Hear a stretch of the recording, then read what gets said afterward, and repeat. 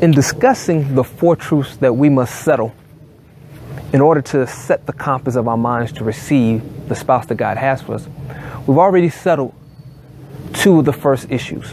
1, it is God's will for you to be married. And 2, the wife that you select will have a tremendous impact on the type of life that you lead. The third thing that we must settle is you must never be in such a hurry to get married that you are willing to replace what God has designed for your life with an imitation. Doing so has lifelong ramifications. And I think the best example of this would be Abraham. God promised Abraham a son, but Sarah, his wife, was barren. Now, even though we know that with God, all things are possible, there's nothing impossible with God. Abraham was sitting there trying to figure out, well, my wife is barren, so how are you going to do this? So Abraham decided, well, let me help God out. He decided to listen to Sarah, his wife, when she suggested, why don't you sleep with my maidservant Hagar? And then you will have your son. And then we see the first mistake that Abraham made.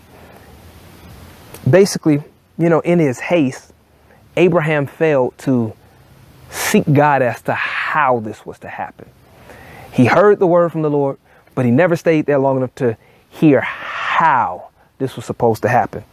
And see, you have to be careful, not to miss the rest of the message, and choosing instead to listen to someone that's not familiar with the promise. Because see, God didn't speak the promise to them. He spoke the promise to you.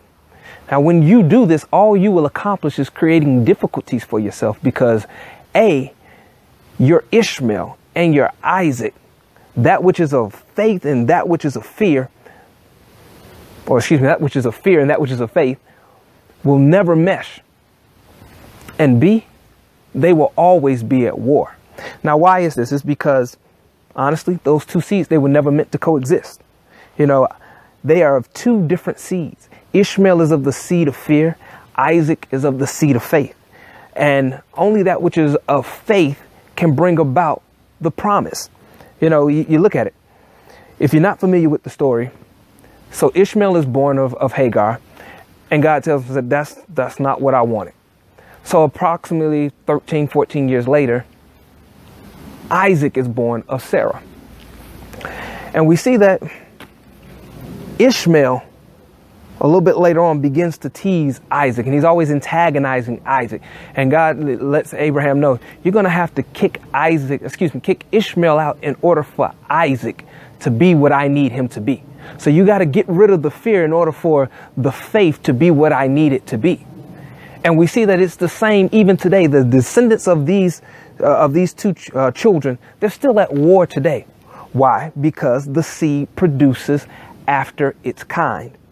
So if you have a wife that's not born of faith, the seed of the works that she produces will always work to short circuit the vision that you are working to produce.